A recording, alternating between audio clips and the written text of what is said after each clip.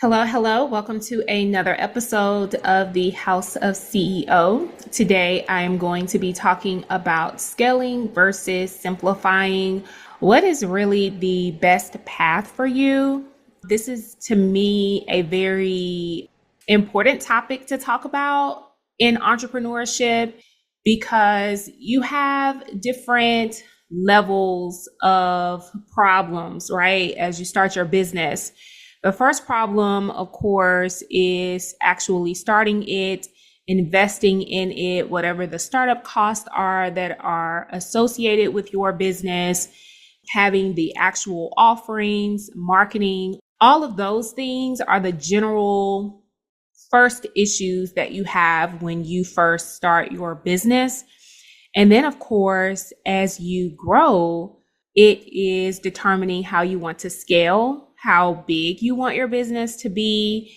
Do you want a team? Do you want to run as a solopreneur? And so over the course of years since I've started ETS, it has been an interesting dynamic for me to evaluate the things that I even want out of my business. And so I wanted to do a quick podcast episode to maybe give you also some things to think about as you are growing your business, as far as if you want to scale your business or even if you want to simplify your business. And I think it's a timely podcast because we are also in a lot of economic uncertainty, which we have been in for a while. So really just trying to figure out what best works for you. This will give you some jewels to take with you as you make those decisions for yourself and for your business. So first and foremost, what does scaling mean? So let's define scaling.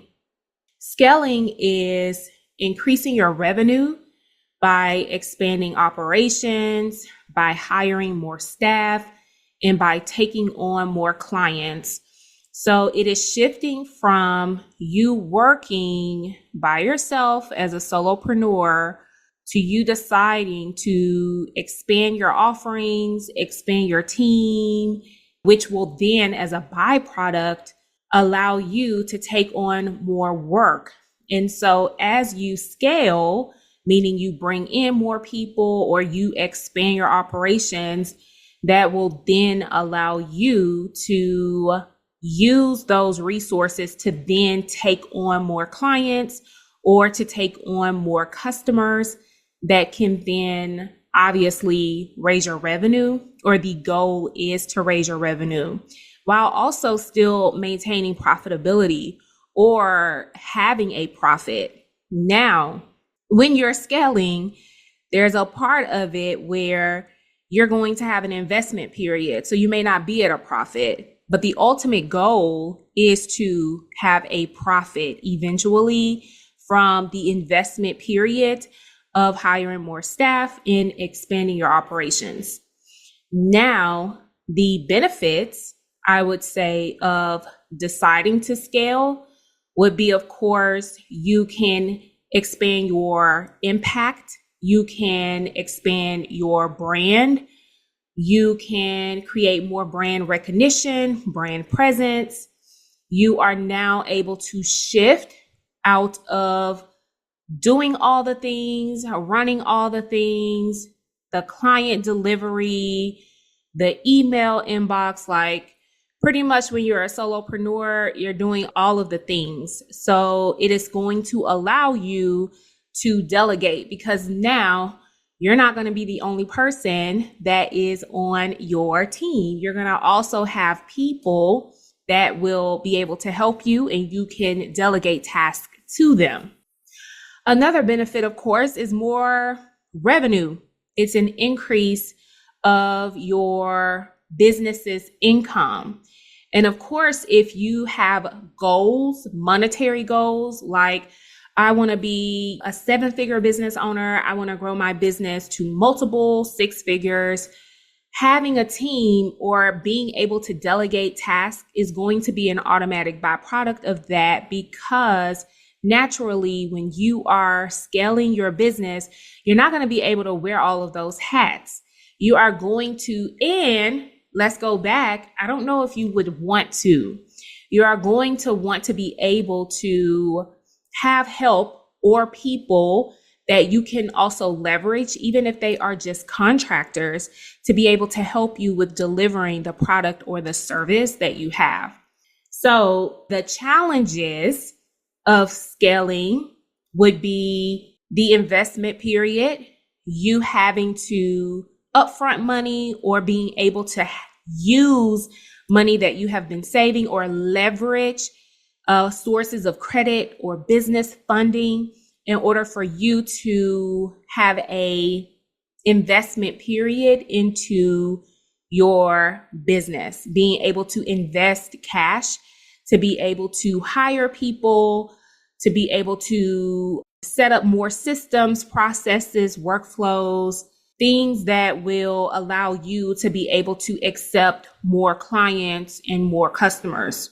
So that could present a challenge if funding is an issue. Another challenge would be there's likely going to be some kind of increased complexity because new levels, new devils, as they say. And I can be attest to this. Every time we have grown, something breaks. Like the systems that we used to have, it doesn't serve us anymore. And you constantly have to be in a refinement process to make sure that you are optimizing your workflows and your systems as you are growing in order for you to accommodate your business size and to be able to offer a seamless experience for your clients. So that can present a increased complexity regarding the workflows as well as the investment of the cash that we'll need for you to delegate some of the sources or maybe even invest in certain systems that can help you with your delivery process. Another challenge that we don't talk enough about is managing people. And I say this all the time. I've said it in previous podcast episodes. Everybody is not meant to manage a team. It's one thing to start your business and be a solopreneur. It's another thing to start your business, scale it, and get out of the solopreneur mindset and go into the CEO mindset where you are now delegating and you're managing. The complexity with that is, of course, there are certain skills that you also have to learn when you're shifting into that. It's not like you just hire a team and all of a sudden you are ready to also teach people you're ready to manage people. Managing people is also a skill where leadership skills and other skills are now at play that ensures that you can delegate properly, that you have a leadership mindset, and that you have the skills that are necessary to be able to manage the people that are now on your team. So you have benefits as far as having more revenue, more brand presence, now having a team that's here to support you, that will allow you to take off more time eventually from the business.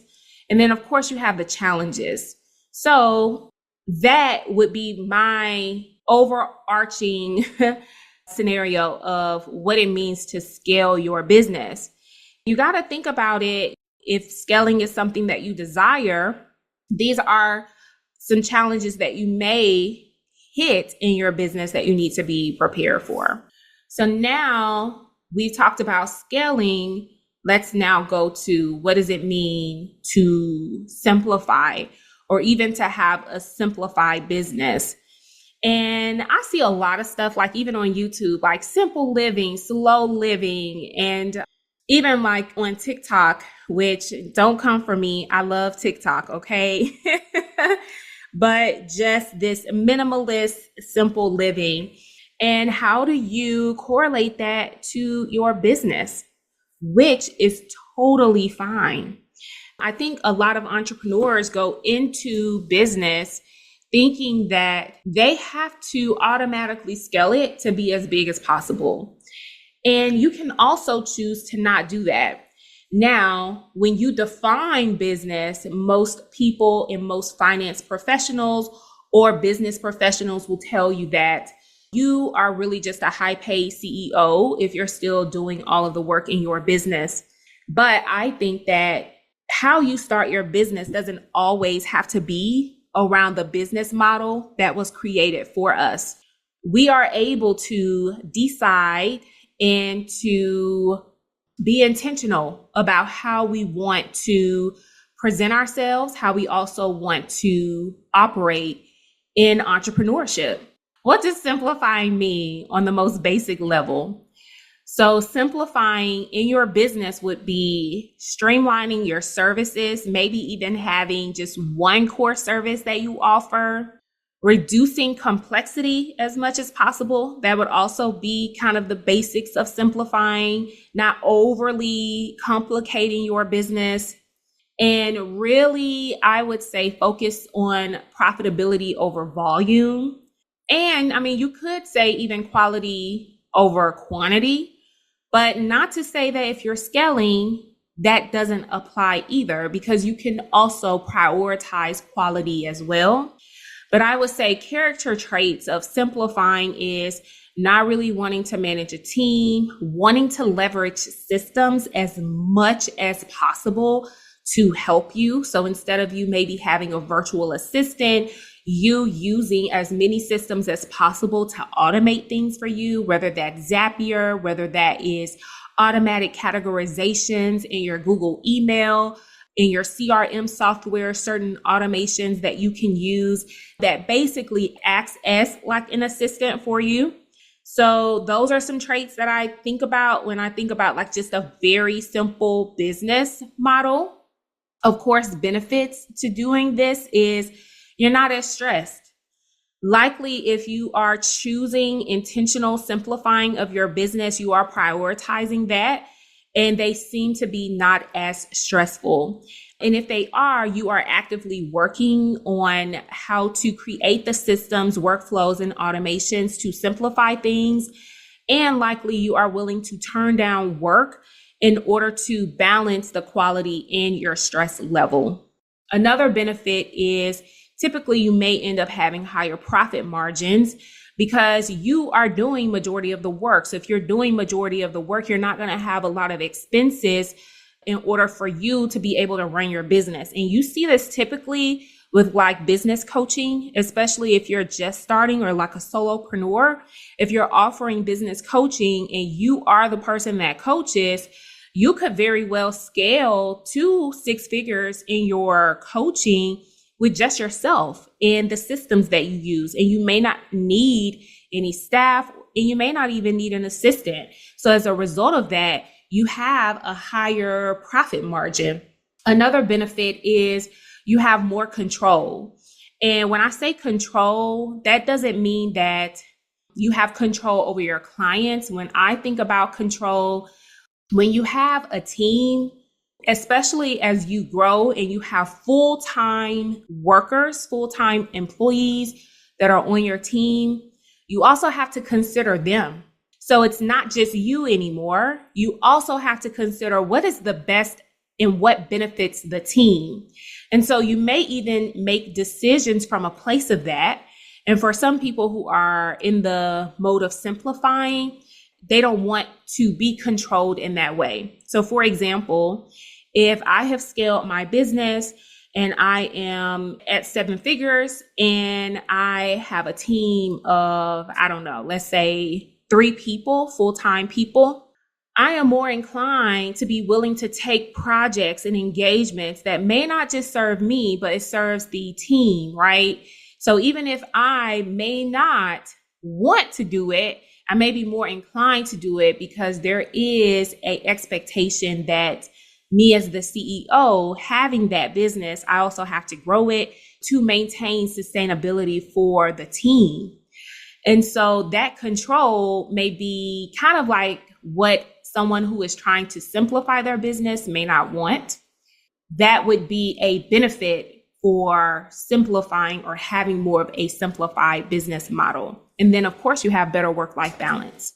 Challenges would be, of course, you have to deal with the fact that you're not going to make as much. You're literally going to be capped as a result of that, possibly because of the fact that you are letting go potential revenue. But you could also look at it as a mindset shift where you can invest that revenue into other vehicles in order to help you make money in those areas.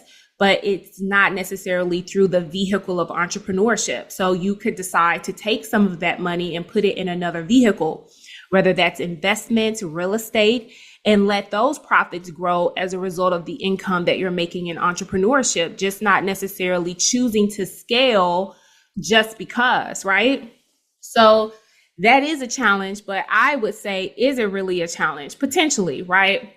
So you're letting go potential revenue because, of course, you are capped at what you can bring in with just your capacity. And also being able to, like, another challenge would be saying no to opportunities.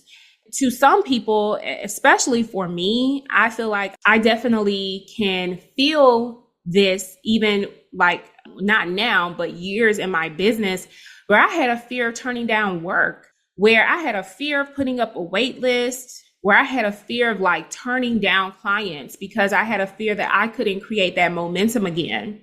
And once I created that momentum, I had a fear that after I wouldn't be able to create it. And so I needed to be able to soak it all in, kind of like a one-hit wonder, which is such a dysfunctional way of thinking. But I thought like that. And as I really went farther and deeper into that, I realized that was really a form of scarcity.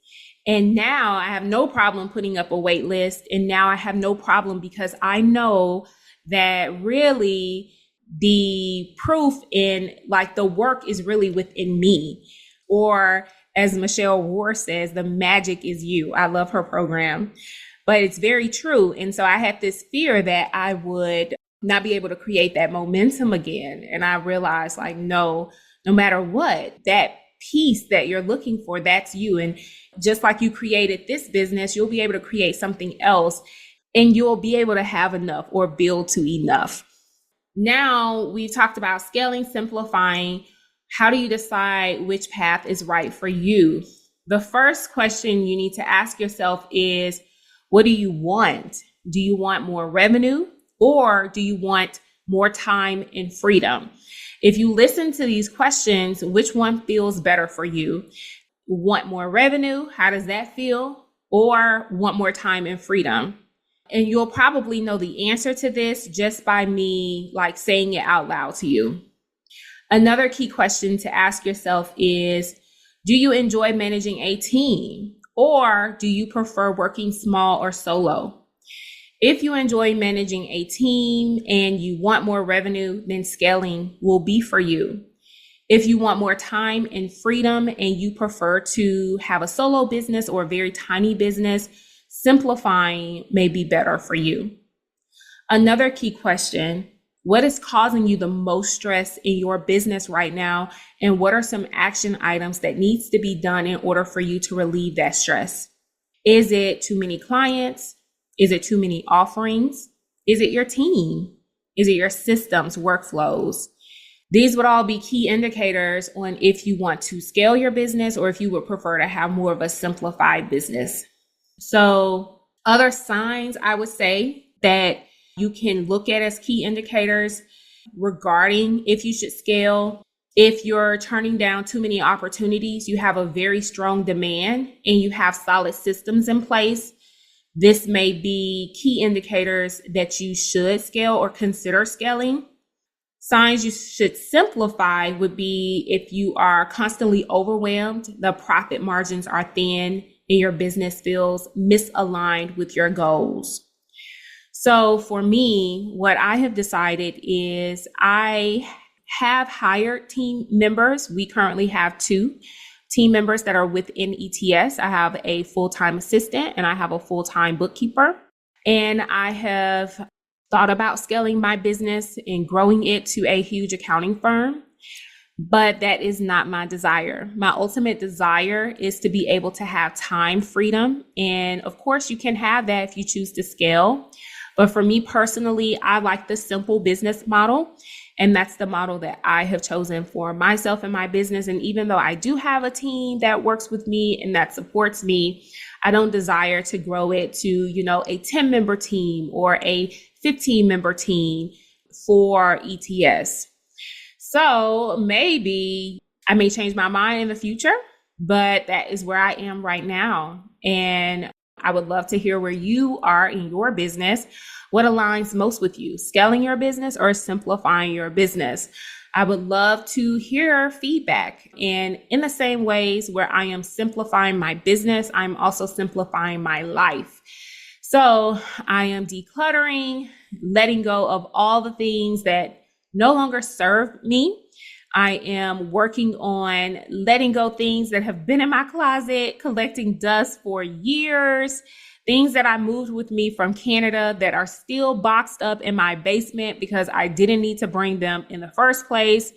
Really being conscious of over consuming and asking myself before I purchase another candle or another thing, do I really, really need this? So this simplification is also pouring into every other facet of my life, making simple, beautiful meals, creating great spaciousness in my home so that I don't feel overwhelmed with all the clutter. Yeah, so that's a little piece about my thoughts behind it. But of course, I'd love to hear yours. So feel free to let me know what feels and resonates with you, whether simplifying or scaling, and what is the best path. So thank you for listening to this podcast episode. I will see you in the next one.